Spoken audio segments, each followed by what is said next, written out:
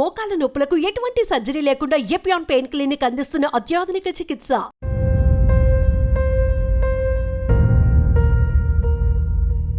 ఏమైంది? మమ్మీ ఉందా?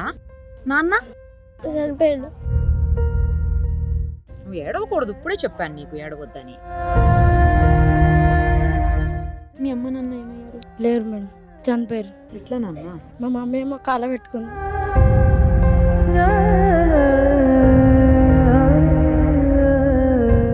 మా నాన్నని హాస్పిటల్గా డాక్టర్లు చంపేశారు. ఎందుకు? కిడ్నీలు తీసుకోరు.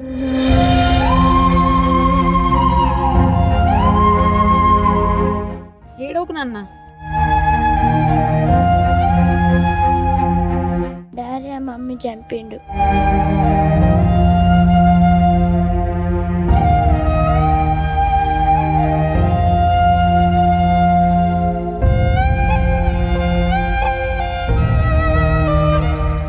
ఏంటన్న బాను, నేనేం మాట్లాడలేదు కదా, ఎందుకు ఏడుస్తున్నావు తల్లి? మా డాడీ గుర్తుకోకండి.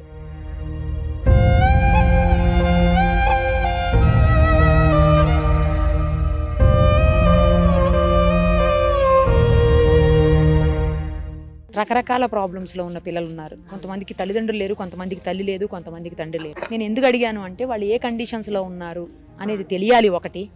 ఇంకొక ఉద్దేశం ఏంటంటే నాది, బయట తల్లిదండ్రులు లక్షలు వేలకు డబ్బులు ఇస్తే ఇష్టానికి ఖర్చు పెట్టుకుంటూ బ్యాడ్ హ్యాబిట్స్కి అలవాటు పడిపోయి వాళ్ళు ఏం చేస్తున్నారో కూడా తెలియని పరిస్థితుల్లో చాలా మంది పిల్లలు ఉన్నారు. నేను చూస్తున్నానమ్మా, 4th క్లాస్ పిల్లల నుంచి ఈ సిగరెట్లని అవన్నీ ఇవన్నీ చూస్తూనే ఉన్నాను నేను, అన్ని రకాల వ్యసనాలకి.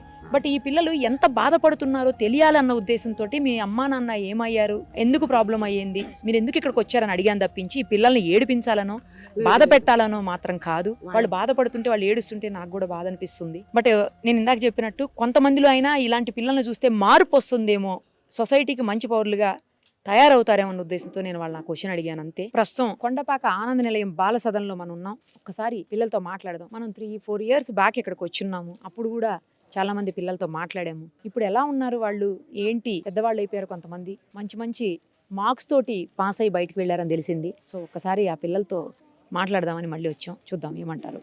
అందరికీ హాయ్, ఎలా ఉన్నారు? బాగున్నారు అందరూ? ఓకే. నువ్వు అప్పుడు ఉన్నావా? నేను లాస్ట్ టైం వచ్చినప్పుడు నువ్వు ఉన్నావు కదమ్మా? నేను వచ్చినప్పుడు ఉన్నావు. నువ్వు ఉన్నావా నాన్న? నువ్వు లేవా? నువ్వు ఉన్నావా? మీలో ఉన్న వాళ్ళు ఎవరు చెప్పండి ఒకసారి.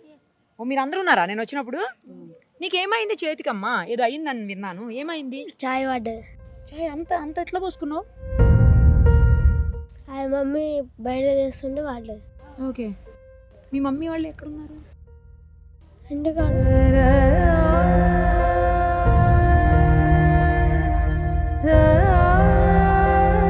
ఏమైంది? మమ్మీ ఉందా?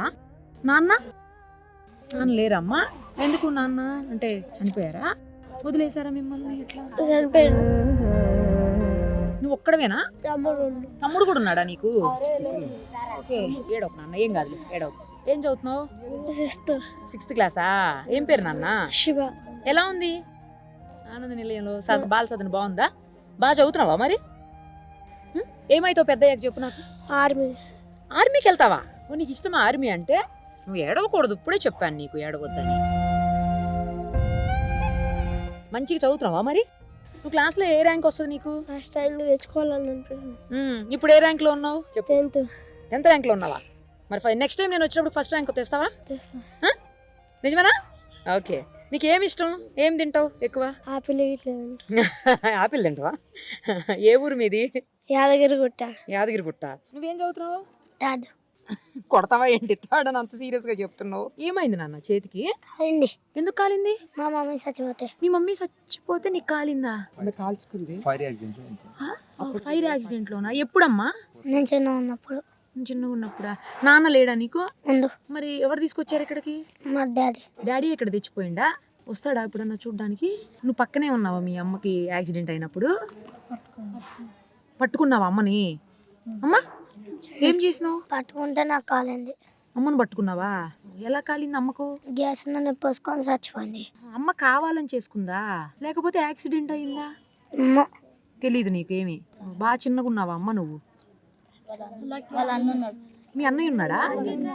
ఏం చేస్తాడు మీ అన్నయ్య? ఏం చదువుతున్నాడు? ఎక్కడున్నాడు? ఇక్కడే ఉన్నాడా? ఏం చదువుతున్నామ్మా? ఏం పేరు నీ పేరు? లక్కీ. అసలు పేరేంటి? శశివరుణ్. ఇక్కడే చదువుతున్నావా? ఎప్పటి నుంచి ఉన్నావు ఇక్కడ? 4th. 2 years నుంచి ఉన్నావా? ఏమైంది అన్న మీ మమ్మీకి? మా మమ్మీ డాడీ గ్యాస్ నూనె పోసుకొని చచ్చిపోతా అన్నది. ఆయనతో డాడీ ఏమండు సరే అన్నాడు. ఆయనతో గ్యాస్ నూనె పోసుకొని పుల్లగిక్కొని అంట పెట్టుకుంది. దగ్గరికి పోయిండు ఎత్తుకుంది. ఆయన తల్లిలు పట్టుకొచ్చిర్రు పోసిర్రు. నువ్వు ఉన్నావమ్మా అప్పుడు అక్కడే? కాదు, నేను స్కూల్లో ఉన్నా. నాకు మా నాన్నమ్మ చెప్పింది. బాగా చదువుకుంటున్నావా మరి? ఏమైతావు పెద్దయ్యాక? పోలీస్. నువ్వేమైతావు పెద్దయ్యాక? డాక్టర్. నీకు డాక్టర్ ఇష్టమా? మరి బాగా చదువుతావా? మంచిగా చదువు, ఓకేనా? ఏమైతావు నాన్న పెద్ద అయిన తర్వాత? Police officer. నువ్వు పోలీస్ ఆఫీసరేనా? ఏ కమాన్, సూపర్. బాగా చదువుతున్నావా మరి? మంచిగా చదవాలి. పోలీస్ ఆఫీసర్ అవ్వాలంటే బాగా చదవాలి. ఏం చేస్తావు పోలీస్ ఆఫీసర్ అయ్యి? పోలీస్ ఆఫీసర్ అయ్యి అందరినీ చూసుకుంటా. అందరినంటే ఇట్లా హాస్టల్స్ ఉంటే ఏమైనా ప్యాడ్లు బుక్స్ ఇట్లా కొనుక్కొని వస్తా. నీ పేరేంటి నాన్న? కిరణ్ కుమార్ అక్క. ఏం చదువుతున్నావు కన్నా? 8th class. 8th క్లాసా? ఏ ఊరు నాన్న? ఎర్రవల్లి. అంటే ఎక్కడది? ఇటుకాల దగ్గర. ఎలా వచ్చావు? ఎప్పుడు వచ్చావు అసలు ఇక్కడకు? 4th ending లో వచ్చినాక. అంటే ఏ ఇయర్? 2-3 years బ్యాక్ వచ్చావా? 4 years? 2-3 years బ్యాక్ వచ్చిన. ఎలా వచ్చావు నాన్న? మా బాబాయ్ తీసుకొచ్చింది. మీ అమ్మ నాన్న ఏమయ్యారు? లేరు మేడం, చనిపోయారు. ఎట్లా నాన్న? మా మమ్మీ ఏమో కాల పెట్టుకుంది.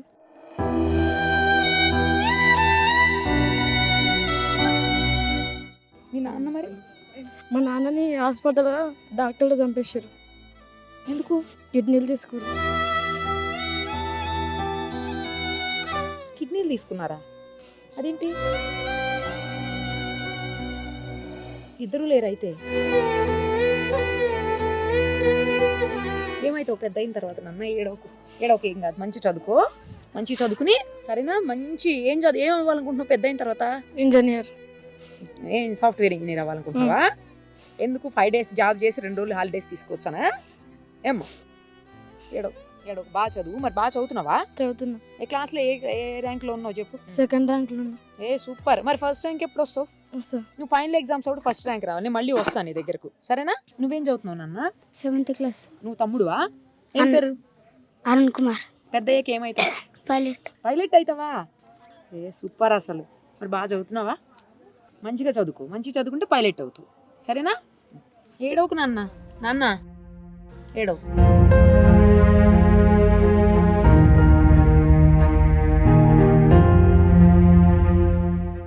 ఏం చదువుతున్నా? 9th class. ఏం పేరు నీ పేరు? నరేష్. ఎప్పుడు వచ్చావు? 2nd class. నేను లాస్ట్ టైం వచ్చినప్పుడు ఉన్నావు కదా నువ్వు? 4th చదువుతున్నావు? 5th అప్పుడు? 5th క్లాస్ అనుకుంటా. 5th 6th చదువుతున్నట్టున్నావు కదా. పెద్దోడు అయిపోయావు. ఎలా వచ్చావు అమ్మా ఇక్కడకు? అమ్మ నాన్న చనిపోయారని ఇక్కడ వేసారు. ఎవరు వేసారు? నాన్న వాళ్ళ ఫ్రెండ్ ఇట్లా ఉంటే ఇక్కడ వేసి, అంటే నాన్న వాళ్ళ ఫ్రెండ్ చేతిలో పెట్టి చనిపోయి ఇక్కడ వేసిన. ఎందుకు చనిపోయారు నాన్న? తెలియదు. బాగా చిన్న పిల్లోడు అప్పుడా? ఏమైతావు పెద్ద అయిన తర్వాత? ఐఏఎస్. మరి బాగా చదువుతున్నావా? ఏ ర్యాంక్ చెప్పు నీకు క్లాస్లో? 12th rank. మంచి బాగా చదువుకోవాలంటున్నావు కదా, మరి ఏడవకుండా చదువుకోవాలి కదా నువ్వు, అవునా? మరి ఏం చదువుతున్నావు నాన్న? 5th class. ఏం పేరు నీ పేరు? ఠాగూర్ వాసుదేవ భవ. ఠాగూర్ వాసుదేవ భవ. వెరైటీగా ఉంది నీ పేరు. ఎవరు పెట్టారు? Mummy daddy. నువ్వేంటి యూనిఫామ్ వేసుకోకుండా ఇది వేసుకున్నావు? స్పెషలా నువ్వు? మరి ఎందుకు వేసుకున్నావు వైట్ డ్రెస్? ఆరలేదా? ఓకే. ఎప్పుడు వచ్చావు అమ్మా ఇక్కడికి నువ్వు? 3rd class. ఇప్పుడు ఏ class? 5th class. 2 years back వచ్చావా? ఎలా వచ్చావు? ఎవరు తీసుకొచ్చారు? తాతయ్య వాళ్ళు. ఎందుకు తెచ్చారు నాన్న? అయితే డాడీ ఏమో మమ్మీ చంపినందుకనే. ఎవరెవరిని చంపారు? Daddy mummy చంపిండు.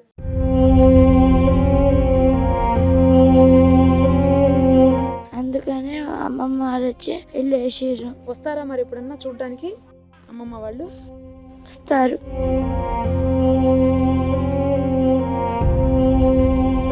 పెద్ద అయిన తర్వాత ఏమవుతావు?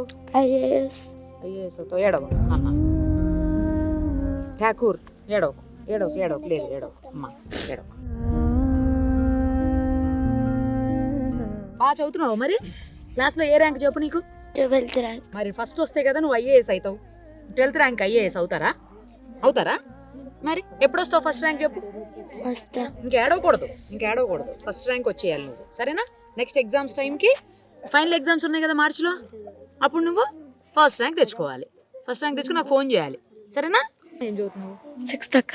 నువ్వు ఎప్పుడు వచ్చావు ఇక్కడికి? నేను 4th వచ్చిన. 2 years బ్యాక్ వచ్చావు. ఏ ఊరు నాన్న? సిద్దిపేట. ఎందుకు వచ్చావు ఇక్కడికి? ఎలా వచ్చావు? ఎవరు తీసుకొచ్చారు? సిడబ్ల్యూఎస్ ఆఫీస్ వాళ్ళు. వాళ్ళు తెచ్చారా? ఎందుకు నాన్న ఎందుకు తెచ్చారు ఇక్కడకు? అంటే ఇంటికాడ మా మమ్మీ చనిపోయింది, ఒక్కనే ఉన్నా. మా డాడీ అంటే తీసుకురాలేక మా డాడీ ఒక్కడే ఉంటాడని నన్ను ఇక్కడ వేసారు. మీ డాడీ మరి వస్తారా ఎప్పుడన్నా చూడడానికి? అప్పట్లో వచ్చేటాడు, ఇప్పుడు వస్తాడు అక్క. రావట్లేదు అసలు. ఏమైతావు పెద్ద అయిన తర్వాత? ఆర్మీ. ఆర్మీ నువ్వు కూడా? సూపర్, మంచి డెసిషన్స్. నువ్వు బాగా చదవాలి మరి ఆర్మీకి వెళ్ళాలంటే, తెలుసు కదా. బాగా చదువుకోయే, సరేనా? ఏంటన్న బాను, నేనేం మాట్లాడలేదు కదా, ఎందుకు ఏడుస్తున్నావు తల్లి? మా డాడీ గుర్తుకోకండి.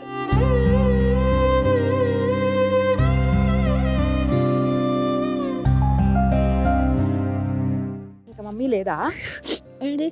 ఆ, మరి డాడీ ఎందుకు? అంటే డాడీయే కావాలా నీకు? ఎక్కడ ఉంటారు డాడీ? డాడీ చనిపోయిండు. ఓహో.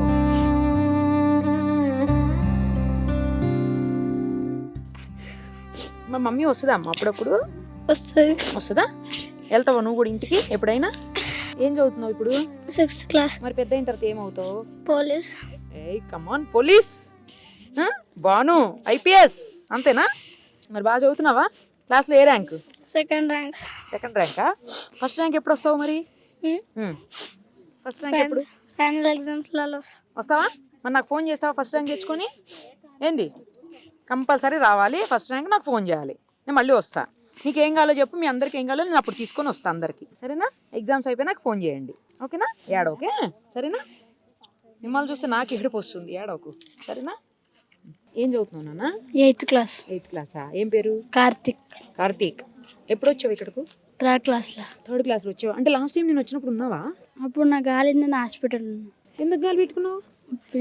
ఓ, ఎందుకు? వాటర్ పోసుకున్నావా? ఏం పడింది? ఆ డాంబర్ పడ్డది మీద. డాంబర్ పడిందా? ఎందుకు పడింది? అక్కడికి వెళ్ళి అట్లా చూస్తున్నావా? చూస్తుంటే మీద పడిందా? ఎలా వచ్చావు నాన్న ఇక్కడకు? అది మా అమ్మాయిలే అని పేరు, మా మామయ్య వదిలికొచ్చి. మీ నాన్న మరి? అది జ్వరం వచ్చి సాదాగా చచ్చిపోయాడు. మీ అమ్మ? కాల పెట్టుకుంది. ఏమైతావు పెద్ద అయిన తర్వాత? డాక్టర్. డాక్టర్ ఏం చేస్తావు? చెప్పు, అందరికీ ట్రీట్మెంట్ ఇస్తావా మంచిగా? ఏ ర్యాంక్లో ఉన్నావు క్లాస్లో? 9th ర్యాంక్లో ఉన్నావు. మరి ఫస్ట్ ర్యాంక్ రావాలి కదా నువ్వు, లేకపోతే రాదు కదా నీకు. డాక్టర్ సీట్ రావాలంటే ఫస్ట్ రావాలి కదా. వస్తావా మరి? బాగా రాస్తావా ఈసారి ఎగ్జామ్స్? మిమ్మల్ని అందరినీ ఎగ్జామ్స్ మంచిగా రాసి మంచి మార్క్స్ తెచ్చుకుంటే అంట ఫ్లైట్లో తీసుకెళ్తారంట, ఇందాక చెప్పారు, విన్నావు కదా. మరి వస్తారా? అమ్మ కంటే ఒకరికో ఇద్దరికో అమ్మ అవుతాం, బట్ మీరు ఇంతమంది పిల్లలకి అమ్మాయి అందరినీ మంచిగా చూసుకుంటున్నారు. రకరకాల ప్రాబ్లమ్స్లో ఉన్న పిల్లలు ఉన్నారు. కొంతమందికి తల్లిదండ్రులు లేరు, కొంతమందికి తల్లి లేదు, కొంతమందికి తండ్రి లేరు. నేను ఎందుకు అడిగాను అంటే వాళ్ళు ఏ కండిషన్స్లో ఉన్నారు అనేది తెలియాలి ఒకటి. ఇంకొక ఉద్దేశం ఏంటంటే నాది, బయట తల్లిదండ్రులు లక్షలో వేలకు డబ్బులు ఇస్తే ఇష్టానికి ఖర్చు పెట్టుకుంటూ బ్యాడ్ హ్యాబిట్స్కి అలవాటు పడిపోయి వాళ్ళు ఏం చేస్తున్నారో కూడా తెలియని పరిస్థితుల్లో చాలా మంది పిల్లలు ఉన్నారు. నేను చూస్తున్నానమ్మా, 4th క్లాస్ పిల్లల నుంచి ఈ సిగరెట్లని అవన్నీ ఇవన్నీ చూస్తూనే ఉన్నాను నేను, అన్ని రకాల వ్యసనాలకి. బట్ ఈ పిల్లలు ఎంత బాధపడుతున్నారో తెలియాలన్న ఉద్దేశంతో మీ అమ్మా నాన్న ఏమయ్యారు, ఎందుకు ప్రాబ్లం అయ్యింది, మీరు ఎందుకు ఇక్కడికి వచ్చారని అడిగాను తప్పించి ఈ పిల్లల్ని ఏడిపించాలనో బాధ పెట్టాలనో మాత్రం కాదు. వాళ్ళు బాధపడుతుంటే, వాళ్ళు ఏడుస్తుంటే నాకు కూడా బాధ అనిపిస్తుంది. బట్ నేను ఇందాక చెప్పినట్టు కొంతమందిలో అయినా ఇలాంటి పిల్లల్ని చూస్తే మార్పు వస్తుందేమో, సొసైటీకి మంచి పౌరులుగా తయారవుతారేమో అన్న ఉద్దేశంతో నేను వాళ్ళ క్వశ్చన్ అడిగాను అంతే. ఇంతమందికి మీరు తల్లి అయ్యారమ్మా, వీళ్ళని చూస్తుంటే చాలా బాధగా ఉంది. మీరు రోజు చూస్తుంటారు, మంచిగా చదువుకుంటున్నారా? వీళ్ళందరూ బాగా చదువుతారు, మంచి డైమండ్స్ వీళ్ళు, చాలా తెలివికల పిల్లలు. వాళ్ళని సరైన దారిలో పెట్టాలి కానీ వాళ్ళంత గొప్ప వాళ్ళు ఎవరు కార్యమో అనిపిస్తుంది, నా అభిప్రాయం ఇది. ఈ భాగ్యాన్ని కల్పించింది నాకు మన చైర్మన్ రమణాచారి గారు, లతా రమణాచారి గారు, వెనిశెట్టి రాజమౌళి గారు, ఈ బాలసదన్ చైర్మన్ అంజమ్మ గారు, ఇక్కడ ఉన్నటువంటి యొక్క వృద్ధాశ్రమ వాసులందరి సహకారం ఉంది మాకు. దాంతో పిల్లలు కూడా వాళ్ళ యొక్క ఆశీస్సులు ఉన్నవి, మాకు అండదండలు ఉన్నాయని చెప్పేసి మీకు మనవి చేస్తున్నానమ్మా.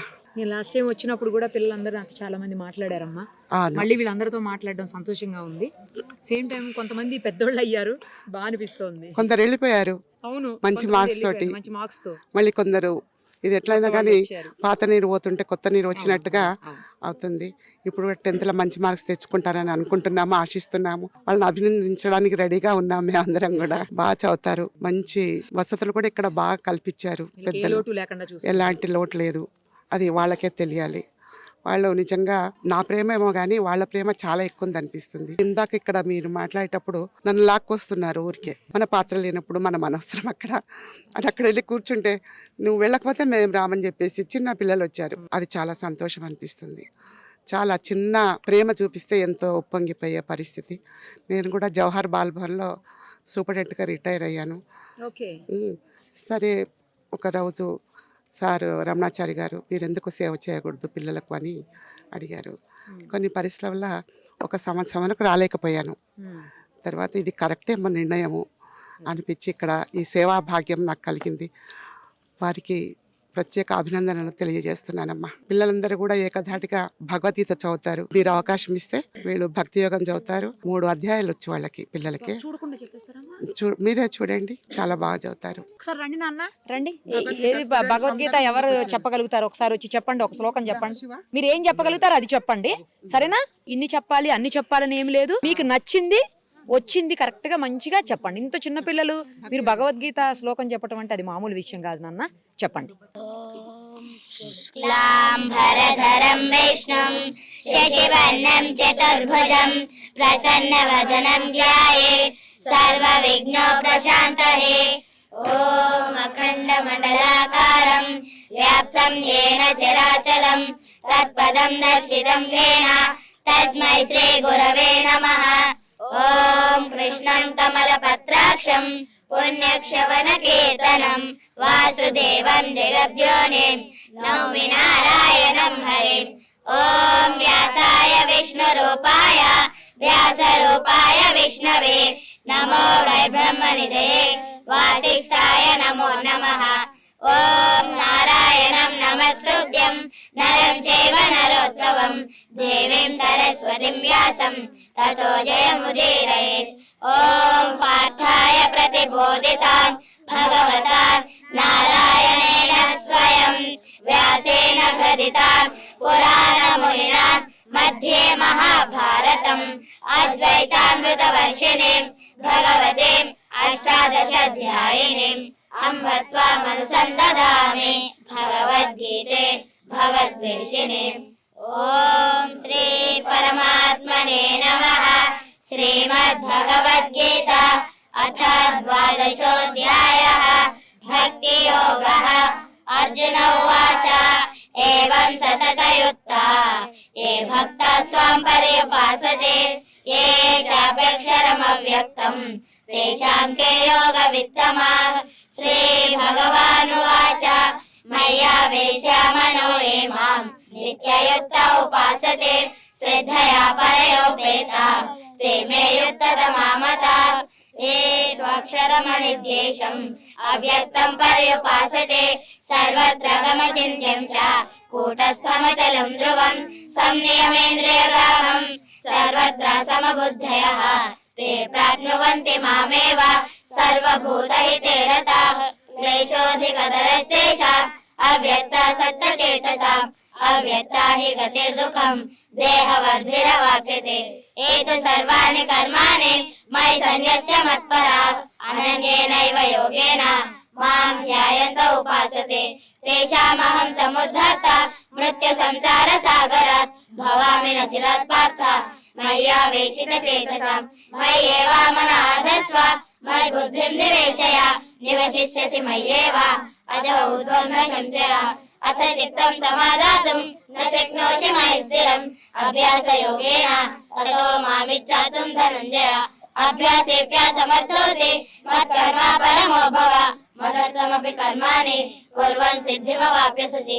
अथैतदप्यशक्तोऽसि कर्तुं मद्योगमाश्रितः सर्वकर्मफलत्यागः तथा कुरु यदात्मवान्. श्रेयो हि ज्ञानमभ्यासात् ज्ञानात् ध्यानं विशिष्यते ध्यानात् कर्मफलत्यागः त्यागात् शान्तिरनन्तरम्. अद्वेष्टा सर्वभूतानां मैत्रः करुण एव च निर्ममो निरहङ्कारः समदुःखसुखाक्षमी सन्तुष्टः सततं योगी यदात्मा दृढनिश्चयः. मय्यर्पितमनोबुद्धिः यो मद्भक्तः स मे प्रियः. यस्मान्नो द्विजते लोको लोको न द्विजते जयः. हर्षामर्षभयोद्वेगः मुक्तो यस्य च मे प्रियः. अनपेक्षः शुचिर्दक्षः उदासीनो गजविदः सर्वारम्भ परित्यागी यो मद्भक्त समे प्रियः यो न हृष्यति न द्वेष्टि न शोचति न काङ्क्षति शुभाशुभा परित्यागी भक्तिमान् मे समे नरः समशत्रौ च मित्रे च तथा मानावमानयो शीतोष्ण सुख दुःखेषु समसंग विवर्जितः तुल्यनिन्दास्तुतिर्मौनि सन्तुष्टो येन केनचित् अनिकेतः स्थिरमतिः भक्तिमान् मे प्रियो नरः एतु धर्म्यामृतमिदं यदोक्तं पर्युपासते श्रद्धाना मत्परमा भक्तास्तेतीव मे प्रिया ॐ तत्सदिति श्रीमद्भगवद्गीतासु उपनिषत्सु ब्रह्मविद्यायां योगशास्त्रे श्रीकृष्णार्जुन संवादे भक्ति योगो नाम द्वादशोऽध्यायः हरि ओम् तत्सत् వెరీ గుడ్ నాన్న, సూపర్. అసలు మీ అందరికి హ్యాట్స్ ఆఫ్. ఎందుకంటే చిన్న పిల్లలు భగవద్గీత శ్లోకాలని ఎంత స్పష్టంగా ఎంత బాగా పాడుతున్నారంటే, మీరు చెప్తున్నారంటే అసలు గ్రేట్ నాన్న. మీరు అందరూ బాగా చదువుకోండి, సరేనా? మీరు ఏమేమైతే అనుకున్నారో అవన్నీ కూడా పోలీస్ ఆఫీసర్, పైలట్, డాక్టర్ ఇవన్నీ అవ్వాలి. ఓకే, మళ్ళీ కలుద్దాం. బాయ్. ఆనంద నిలయాన్ని గత 15 ఏళ్లుగా సక్సెస్ఫుల్ గా రన్ చేస్తూ ఎంతో మంది దయార్థులైనటువంటి పెద్దవాళ్ళని ఆదుకుంటూ, వాళ్ళతో పాటు చిన్న పిల్లల్ని కూడా తల్లిదండ్రులు లేకపోతే నా అనేవాళ్ళు లేక బాధపడేటువంటి ఎంతో మంది పిల్లల్ని సాదుతూ, ఎవరికి ఏ కష్టం రాకుండా, ఒకవేళ ఏదైనా ప్రాబ్లం వచ్చినా నేను మీ తండ్రిగా ఉన్నా, మీ కొడుకుగా ఉన్నా, మీ మనవడిగా ఉన్నానంటూ ఇన్నేళ్లుగా నడిపిస్తూనే ఉన్నటువంటి రమణాచారి గారు, ఆయన భార్య లత గారు, అలాగే కమిటీ మెంబర్స్ అందరూ కూడా ఇప్పుడు ఉన్నారు. బాలసదనకి ప్రత్యేకంగా ఒక పర్సన్ ఉండి దాన్ని అంతటినీ కూడా టేక్ కేర్ చేస్తున్నారు, రాజమౌళి గారు ఆయన పేరు. సో అందరితో కూడా ఒకసారి మాట్లాడదాం. ముఖ్యంగా రమణాచారి గారితో ఫస్ట్ మాట్లాడదాం. సార్ నమస్తే అండి, ఎలా ఉన్నారు సార్? ఆల్మోస్ట్ 3-4 ఏళ్ల క్రితం నేను ఇక్కడికి వచ్చున్నాను సార్. వచ్చినప్పుడు చాలా మందితో నేను మాట్లాడాను. మిమ్మల్ని సొంత మనిషిలాగా చూస్తున్నారు అందరూ. ఆయన లేకపోతే మేము లేమేమో అన్న. ఎందుకంటే ఆనంద నిలయం అనేది ఇది ఒక అనాథ శరణాలయం అనే ఫీలింగ్ కానీ, లేకపోతే వృద్ధాశ్రమం అనే ఫీలింగ్ కానీ రావట్లేదు సార్. ఇక్కడికి వచ్చినప్పుడు ఏంటంటే స్వచ్ఛమైన వాతావరణం, పచ్చని చెట్లు, అసలు ఒక తోటలో ఉన్నట్లు, ఏదో ఒక మంచి ప్లేస్లో, సాక్రెడ్ ప్లేస్లో ఉన్నటువంటి ఫీలింగ్ కలుగుతుంది. దానికి తోడు మీరు పెట్టినటువంటి ఓం నమో వెంకటేశాయ, అది కూడా మొత్తం కలిపి ఒక పవిత్రమైన భావాన్ని అందరిలో కల్పిస్తున్నాయి. ఎంతో మంది పిల్లలు అన్నీ ఉండి కూడా వదిలేసిన వాళ్ళు కావచ్చు, లేకపోతే పిల్లలతో పడక ఇబ్బందులు పడేవాళ్ళు కావచ్చు, వాళ్ళందరూ ఇక్కడికి వచ్చి మీ నీడలో సేద తీరుతున్నారు. ఆనంద నిలయం రూపంలో ఆనందాన్ని పంచుకుంటున్నారు. ఈ సంకల్పం మీకు ఎందుకు వచ్చింది? ఇలా ఎన్ని సంవత్సరాలుగా ఎలా కంటిన్యూ చేయగలుగుతున్నారు? ఇలాగే కంటిన్యూ చేస్తారా ఎప్పటికీ? ఒక గొప్ప విషయాన్ని మీరు నాకు దృష్టికి తీసుకొచ్చారమ్మా. మంచి ఆలోచన రావడం అనేటువంటిది అది భగవత్ సంకల్పం. భగవంతుడు ఆదేశిస్తేనే మంచి ఆలోచనలు వస్తాయి. వచ్చిన మంచి ఆలోచనని కార్యరూపంలో పెట్టి దాన్ని సాధన చేసేసి ఆచరణ సాధ్యం చేస్తే అది భగవంతుని ఆజ్ఞనే. కానీ నేను తిరుమల తిరుపతి దేవస్థానంలో పనిచేస్తున్నటువంటి రోజుల్లో స్వామివారి సేవలో ఉన్నప్పుడు ఒక మహాతల్లి, ఆమెకు నేను నమస్కరిస్తా ఉన్నాను. వారి పేరు సుధా జనార్దన్ గారు. వారు వచ్చి స్వామివారికి నేను 3 కోట్ల రూపాయలని విరాళంగా ఇవ్వాలని చెప్పి అనుకుంటున్నానని చెప్పి అన్నప్పుడు, అమ్మ మాధవ సేవ చాలా మంది చేస్తారు కానీ మానవ సేవే మాధవ సేవ, ఏదైనా మనం చేస్తే బాగుంటుందేమో ఆలోచించండి అని చెప్పినప్పుడు, మీ దృష్టిలో అటువంటిది ఏదైనా ఉన్నట్టయితే చెప్పండి అని చెప్పి అన్నారు. అప్పటికి ఆమె నాకు కేవలం భక్తురాలిగా తెలుసు. కొన్ని క్షణాలు అయిండొచ్చు, లేక కొన్ని నిమిషాలు అయిండొచ్చు. ఆమె చూపించినటువంటి ఆప్యాయత, అభిమానం ఏదైతే ఉందో ఆ తల్లి యొక్క కృప వల్ల ఏమైనా మీ దృష్టిలో ఉంటే చెప్పండి అని చెప్పంటే ఇలా ఒక వృద్ధాశ్రమం నిర్వహించాలనుకుంటున్నాం. దాని పేరు ఆనంద నిలయం అని చెప్పి పెడుతున్నాం. ఈ స్వామివారి సేవలో అది కూడా ఉంటుందని చెప్పి అనుకుంటున్నాం. అది చేస్తే వృద్ధులు అన్నటువంటి వాళ్ళు చాలా పెద్దవాళ్ళు కాబట్టి ఆ భగవంతుని కృప ఉంటే వాళ్ళు బాగుండాలని చెప్పి అనుకుంటాం. కాబట్టి పెద్దల సేవ చేస్తే అంతకంటే మించినటువంటిది లేదమ్మా. వాళ్ళని సేవ చేసుకోవడం తల్లిదండ్రులకి కొడుకులుగా, పిల్లలుగా, మనవలుగా, మనమరాలుగా చేస్తే చాలా గొప్పదనేటువంటి ఆలోచనతో ఒకటి అనుకుంటున్నాము. అంటే మీ దృష్టిలో ప్రాజెక్ట్ ఉంటే చెప్పండి సార్. 50 లక్షల రూపాయలు నేను ఇవ్వడానికి ఉన్నానండి. ప్రాజెక్టు ప్రారంభించిన సందర్భంగా మీకు 25 లక్షలు ఇస్తాను. ప్రాజెక్ట్ని ఇనాగ్రేషన్ చేసేటప్పటికల్లా మిగిలిన డబ్బులు ఇస్తాను అని చెప్పంటే, ఆ అమ్మ కృప వల్ల ఇవాళ ఆమెను తలుచుకోవడానికి ఒక మంచి అవకాశం ఇచ్చారు మీరు. ఆమె బెంగళూరులో ఉంటారు. సుధా జనార్దన్ గారి యొక్క కృప వల్ల ఆనంద నిలయానికి అంకురార్పణ జరిగిందమ్మా. మా సభ్యులు వైకుంఠం గారు అయితేనేమి, వెంకటేశం గారు అయితేనేమి, బాలరెడ్డి గారు అయితేనేమి, రమేష్ గారు అయితేనేమి, ఇలా శ్రీకాంత్ శర్మ గారు అందరూ కూడా కలిసి మనం ఒక వృద్ధాశ్రమాన్ని పెడదామని చెప్పిన ఆలోచనతో ముందుకు వచ్చినప్పుడు ఆ 25 లక్షల రూపాయలతో అంకురార్పణ చేశాము. ఇవాళ 25 లక్షలు కాదు, ఇది ఒక పుణ్యభూమి. ఒక ఆనంద నిలయంతో పాటు మాకు పెద్దలు, మేమెంతో అభిమానించి గౌరవించేటువంటి శ్రీ వెనిశెట్టి రాజమౌళి గారు, వారికి ఒక ఆలోచన చాలా రోజుల నుంచి ఉంది. తల్లిదండ్రులు లేని పిల్లల్ని, అనాథలైనటువంటి పిల్లల్ని చేరదీసి వాళ్ళని కూడా మనం కొంచెం బాగుంటుంది, వాళ్ళని కూడా చేరదీస్తే అని చెప్పి అనుకున్నప్పుడు, ఈ ఆనంద నిలయంలో వృద్ధులు ఉంటారు, ఆనంద బాలసదనంలో పిల్లలు ఉంటారు. ఆ పిల్లలకి తల్లిదండ్రులు కానీ వాళ్ళు ఎవరు లేనందువల్ల, ఈ వృద్ధులకి పిల్లలు ఎవరు కూడా లేనందువల్ల సాయంత్రం పూట వాడు బడి నుంచి రాగానే మా తాతయ్య అమ్మమ్మ అని వాళ్ళు అనుకుంటారు, పిల్లలు అనుకుంటారు, మా మనమలని చెప్పని వీళ్ళు అనుకుంటారు. ఆ అనుబంధం చాలా గొప్పగా ఉంటుందని చెప్పని వెంకటశెట్టి రాజమౌళి గారు, వారి శ్రీమతి గారు వాళ్ళందరూ కూడా కలిసి ఇక్కడ ఆనంద బాలసదనం అనే పేరిట దాదాపు 40 మంది పిల్లలతో ఒక బాలసదనాన్ని ఏర్పరిచారు. ఆ బాలసదనం కానీ 70 మంది వృద్ధులతో ఆనంద నిలయం కానీ గత 15 ఏళ్లుగా నడుస్తున్నటువంటి సంగతి. అందులో మీరు ఇంతకుముందు వచ్చి దీన్ని సందర్శించి దీన్ని ఈ ప్రపంచానికి చాటి చెప్పి మీరు చెప్పిన తర్వాత ఎంతోమంది నాకు ఫోన్లు చేసి ఆనంద నిలయంలో మేము కూడా వస్తామండి, చేరుతామండి అని చెప్పంటే మీ వల్ల కదా ఇది ఇంత వృద్ధిలోకి వచ్చింది. మీకు నమస్కారం. Thank you so much. ఇదమ్మా ఆనంద నిలయం, ఆనంద బాలసదనం. ఈ పిల్లలందరూ కూడా పెద్దగా పెరిగి బాగున్నట్టయితే వాళ్ళలో ఇప్పుడు కొంతమంది బ్యాచెస్గా వెళ్ళిపోతున్నారు కాబట్టి జూనియర్ కాలేజ్కి కూడా వాళ్ళు వెళ్ళినటువంటి వాళ్ళు ఉన్నారు ఇక్కడి నుంచి. ఆ తర్వాత పోయిన సంవత్సరం మాత్రం ఒక గొప్ప విషయం, 2023వ సంవత్సరంలో ఒక 4 పిల్లలు ఇక్కడి నుంచి ఏ నారాయణ కళాశాల నుంచో చైతన్య కళాశాల నుంచో స్కూళ్ళ నుంచో వచ్చినట్టుగా 9% కంటే ఎక్కువ వచ్చినటువంటి పిల్లలు మా ఆనంద బాలసదనం నుంచి వచ్చారు. వాళ్ళను సత్కారం చేసుకున్నాం. వాళ్ళకి ఇంకా మంచి చదువులు ఇవ్వాలని చెప్పి నా భగవంతుని ప్రార్థిస్తున్నాం. ఈ సంవత్సరం ఎవరైనా సరే మా ఆనంద బాలసదనంలో 9% కంటే ఎక్కువ వచ్చినటువంటి పిల్లలకు తప్పకుండా ఫ్లైట్లో తిరుపతికి తీసుకెళ్ళి ఆ ఫ్లైట్లో తీసుకుపోయి తిరుపతిలో స్వామివారి దర్శనం చేయించి వస్తే వాళ్ళకు జీవితంలో ఎప్పుడైనా కానీ మేము ఫ్లైట్లో వెళ్ళాము, మేము ఫస్ట్ క్లాస్ వచ్చినందుకు కదా అనే భావం కలుగుతుంది అనేటువంటి రీతిలో అదొక ఆలోచన చేస్తున్నాం. పిల్లలు వింటున్నారు అందరూ. వాళ్ళు బహుశా మనసులో వీళ్ళు తలుచుకొని నిశ్చయం చేసుకొని మేము తప్పకుండా ఫ్లైట్లో వెళ్ళాల్సిన అవసరం ఉంది అని అనుకుంటే ఇప్పుడు జనవరిలో ఉన్నాం, ఫిబ్రవరి మార్చ్ ఏప్రిల్ కల్లా వాళ్ళు ఎగ్జామినేషన్స్ రాసేటప్పటికల్లా మంచి మార్కులతో పాస్ కావాలని చెప్పని ఆ భగవంతుని ప్రార్థిస్తూ ఉన్నాం. నేను ఇంకొక గొప్ప విషయం విన్నాను ఏంటంటే ఇక్కడ హార్ట్ సర్జరీస్ కూడా ఫ్రీగా చేపిస్తున్నారని విన్నాను సార్. నిజంగా చాలా మంచి ఆలోచన చేశారు మీరు. అది అసలు ఎలా అప్రిషియేట్ చేయాలో కూడా అర్థం కావట్లేదు సార్. ఫ్రీగా సర్జరీస్ చేపిస్తున్నారని విన్నాను. నిజంగా అందుకనే అమ్మ ఇది ఆనంద నిలయం అని పేరు ఏ క్షణాన పెట్టామో కానీ ఆ స్వామివారి కృప అమ్మ. సత్యసాయి సంజీవిని సేవా సెంటర్ వాళ్ళు ముదనహల్లి నుంచి వచ్చి ఈ పుణ్యభూమిని చూసి మేము ఇక్కడ జూనియర్ కళాశాల, డిగ్రీ కళాశాల, వీలైతే యూనివర్సిటీని కూడా చేస్తామని చెప్పని విశ్వవిద్యాలయ స్థాయిని కూడా తీసుకొస్తామని చెప్పని ముందు ప్రారంభించారు. విద్యా రంగంతో ముందు ప్రారంభించుకున్నాం. ఇప్పుడు దాదాపు 150 మంది విద్యార్థినులు జూనియర్ కళాశాలలో చదువుతున్నటువంటి పిల్లలు ఉచితంగా వాళ్ళకి చదువు, ఉచితంగా భోజనము, ఉచితంగా వసతి కల్పించి నిర్వహిస్తున్నారు వాళ్ళు ఇక్కడ. ఆ రకంగా దాదాపు 40 కోట్ల రూపాయలతో జూనియర్ కాలేజీ ఏర్పాటు చేసి వాళ్ళు అద్భుతంగా చక్కగా మన సంప్రదాయ ప్రకారంగా మన యొక్క ఆస్తిక తత్వాన్ని దృష్టిలో పెట్టుకొని భక్తి భావంతో పాటు ఎంతో సైంటిఫిక్గా సాంకేతిక విజ్ఞానాన్ని కూడా పెంపొందించే రీతిలో పిల్లల్ని చాలా గొప్పగా తీర్చిదిద్దుతున్నందుకు వారికి నమస్కారం. మీరు మంచిగా జ్ఞాపకం చేశారు. దీనితో పాటు ఇటీవలనే చేపట్టినటువంటి ఒక గొప్ప ప్రాజెక్టు, అది భారతదేశంలోనే 4 ఉన్నాయి.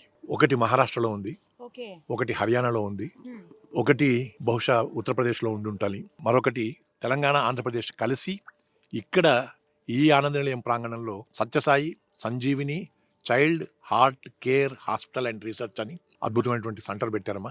దాదాపు 50 కోట్ల రూపాయల ఖర్చుతో ఆ హాస్పిటల్ పెట్టారు. నిజానికి ఇది హైదరాబాద్ కాదు, ఇటుపక్క సిద్దిపేట కాదు, ఒక ప్రత్యేకమైనటువంటి స్థలంలో 20 కిలోమీటర్ల దూరంగా సిద్దిపేటకు, దాదాపు 60-70 కిలోమీటర్ల దూరంలో హైదరాబాద్కు ఉండే దగ్గర వసతి అంతా కల్పించేసేసి పిల్లలకు ఆపరేషన్ చేయడం అనేటువంటిది ఎంత గొప్ప విషయం అంటే, చిన్న పొరపాటు ఏదైనా జరిగినా కానీ డాక్టర్కి కానీ ఏదైనా చిన్న మరుపు వల్ల ఏదైనా జరిగినా కానీ పిల్లలకు ప్రాణాపాయం వచ్చేటువంటి పరిస్థితి, అలాంటివి ఏవీ రాకుండా డాక్టర్స్ నిర్విరామంగా కృషి చేసి నవంబర్ 23, 2023 నాడు సత్యసాయిబాబా పుట్టినరోజు సందర్భంగా దాన్ని ఇక్కడ ప్రారంభింపజేసుకున్నాం. ఆ దినంతో పాటు మొదలుపెట్టి దాదాపు 18 ఆపరేషన్లు చేశారు.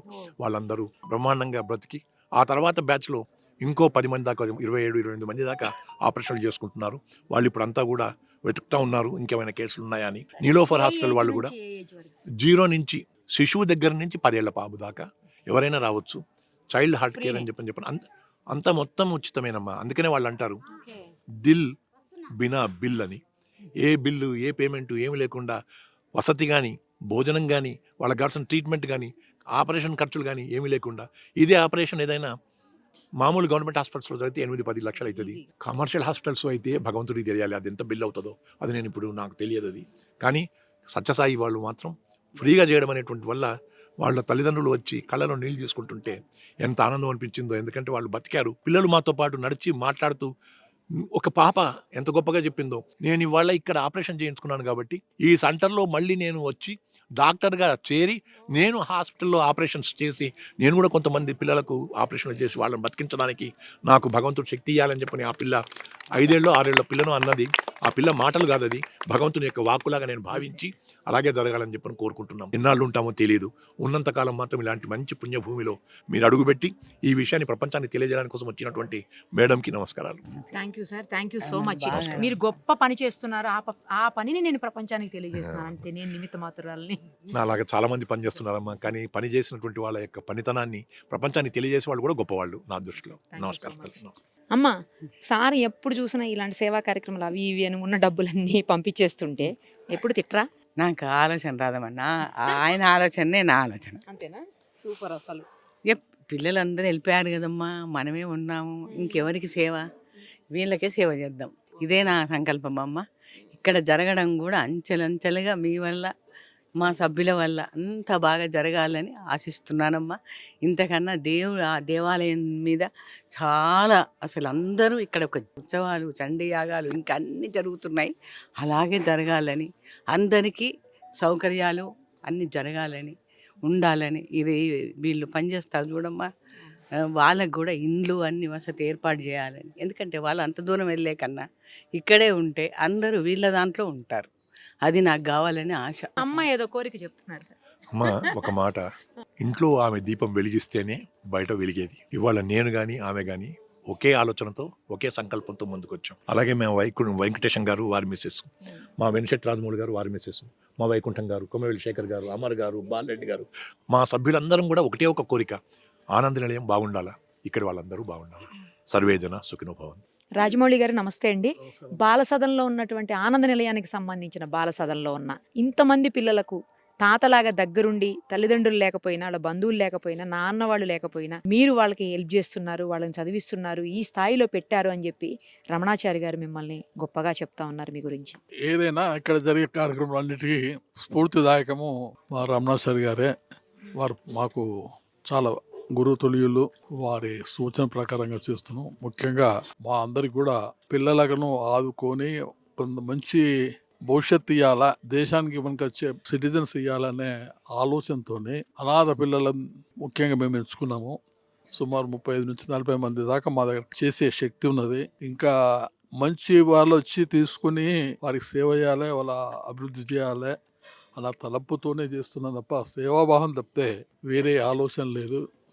వారికి ప్రతి వస్తువు, టూత్ బ్రష్ నుంచి కాళ్ళ చెప్పుల నుంచి ఆయిల్ కానీ, బట్టలు కానీ, మెడిసిన్స్ కానీ, మెడికల్ కేర్ కానీ వాళ్ళని బస్సులో పంపిస్తాము, బస్సులో తెప్పిస్తాము. వాళ్ళ కోసానికి సదా ఎమ్మడుండి చూసే ఒక తల్లి ఇన్ఛార్జ్ రమాదేవి గారు ఉన్నారు. వారు చూస్తున్నారు.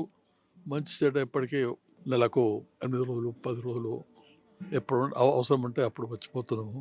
దేనికైనా మా గురుతులు వారి సూచనల ప్రకారంగానే జరుగుతుంది. ఇక్కడిది ఒక ఆనంద నిలయం కాదు, ఒక ముక్తి స్థలం. ఇక్కడ మానవ సేవ, మాధవ సేవ రెండు కల్పితమైనవి. చాలా దగ్గరల్లా మీరు ఎన్నో వృద్ధాశ్రమాలు చూడొచ్చు. ఒక్క దగ్గర ఇవన్నీ దొరికేటి చాలా తక్కువ. వారి ఆలోచన ప్రకారంగా ఇక్కడ అన్ని మాధవ సేవ ఉన్నది, మానవ సేవ ఉన్నది. ఒక పుణ్యస్థలం. మీ ప్రపంచానికి ఈ విధంగా మీరు ఎలిగిస్తున్నందుకు మా కృతజ్ఞతలు. మీరు వస్తుంటారా రాజమౌళి గారితో పాటు కలిసి మీ మనవాళ్ళను చూసుకునేకి? వస్తాం, నెలకోసారి. వీళ్ళందరినీ ఏమని పిలుస్తారు మిమ్మల్ని? అమ్మా నాన్న అంటారు. అమ్మా నాన్న అంటారా? మేము కూడా వచ్చినప్పుడు బిస్కెట్లు, చాక్లెట్లు, పన్నులు అన్ని తెస్తాం, బట్టలు పట్టిస్తాం, అన్ని చేస్తాం. వాళ్ళకు 20 రోజులు అయిందంటే పోదాం అని ఇదే ఆలోచన. ఇక్కడికి వచ్చేయాలనిపిస్తుంది. ఎక్కడ ఉంటారు మీరు మామూలుగా? ఉంది మాకు రూమ్ శ్రీనిలయం అని.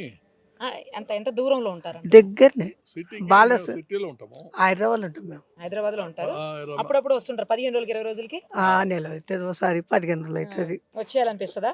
వస్తాం, ఉంటాము 4 రోజులు 5 రోజులు 6 రోజులు. ఇక్కడ 4-5 రోజులు. సుమన్ టీవీలో మీ పర్సనల్ అండ్ బిజినెస్ ప్రమోషన్స్ కోసం కింది నెంబర్కి కాంటాక్ట్ చేయండి.